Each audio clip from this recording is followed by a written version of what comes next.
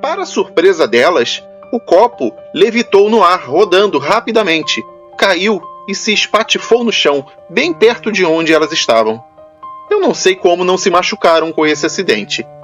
Só sei que depois disso, coisas muito estranhas e bizarras começaram a acontecer na residência delas.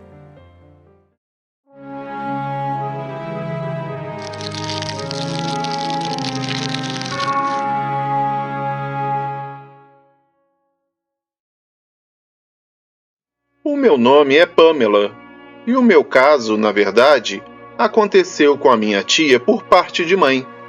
Embora não tenha ocorrido exatamente comigo, eu vivi de perto a situação. Por isso, eu posso atestar todos os eventos que passarei a narrar neste momento. Eu gostaria de começar dizendo que essa minha tia era uma pessoa meio imprudente e inconsequente. Era uma dessas pessoas que não pensam muito antes de tomar atitudes perigosas, sabe? Uma mulher que gostava de brincar com algumas coisas arriscadas, espiritualmente falando. Ela gostava muito de fazer aquele jogo do copo. Sabe aquele jogo que as pessoas usam para falar com os espíritos? Pois é, você pode até não acreditar que as almas daqueles que se foram consigam conversar com os vivos nessa tal brincadeira. Mas existe alguma coisa ali que conversa sim. Então, a minha tia fazia o jogo do copo do seguinte jeito. Ela pegava um espelho e escrevia o alfabeto todo nele, letra por letra. Também escrevia os números e escrevia um sim e um não, de lados opostos. Para jogar, ela usava um copo de vidro bem leve e pequeno. A minha mãe sempre me advertiu para não brincar com essas coisas. Ela detalhava muito bem a sessão de tortura pela qual eu passaria se desobedecesse ao seu conselho. Por essa razão, entre outras, eu nunca tive vontade de fazer isso.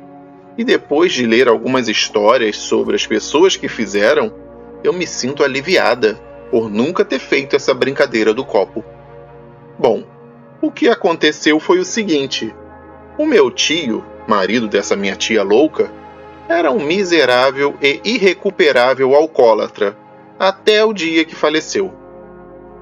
O caso começa por causa desse vício do meu tio.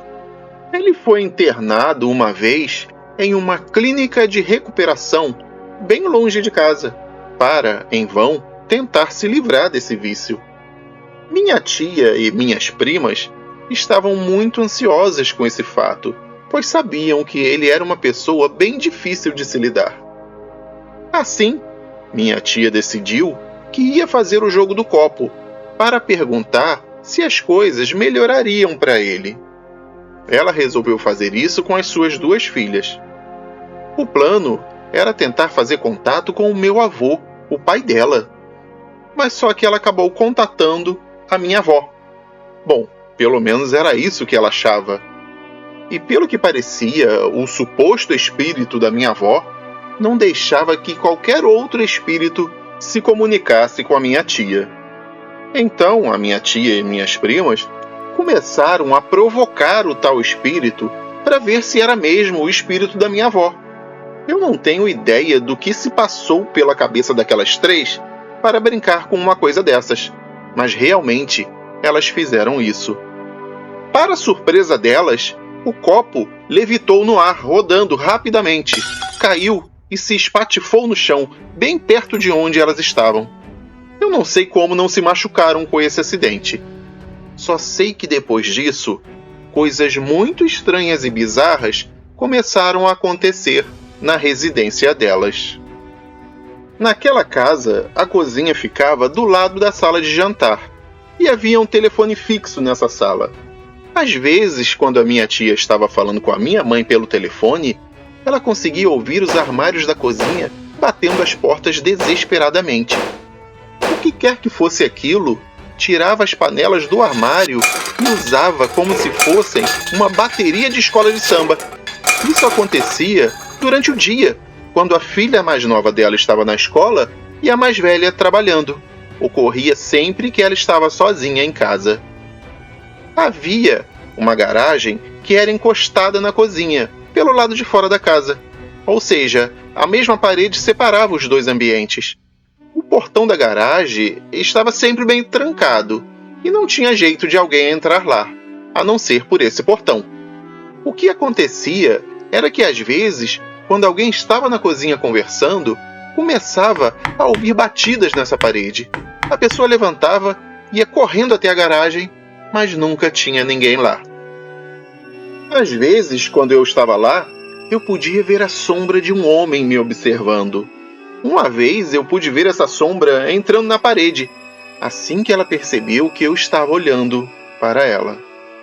Também era comum escutarmos vozes chamando o meu tio pelo nome, mas quando íamos ver quem era, nunca tinha ninguém no portão.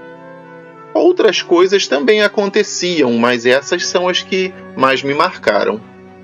Infelizmente, o meu tio nunca teve jeito mesmo. Para você ter uma ideia, depois que ele saiu da clínica de recuperação, ele foi comemorar a melhora dele enchendo a cara. Ele nunca deixou de beber, o que custou o trabalho dele e todas as suas economias.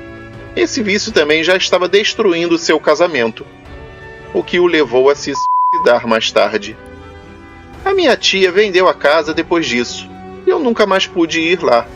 Então, não tem como saber se as coisas estranhas ainda acontecem ali naquela casa. Bom, essa foi a minha história. Sei que não é grande coisa, mas eu reafirmo, foi tudo verdade.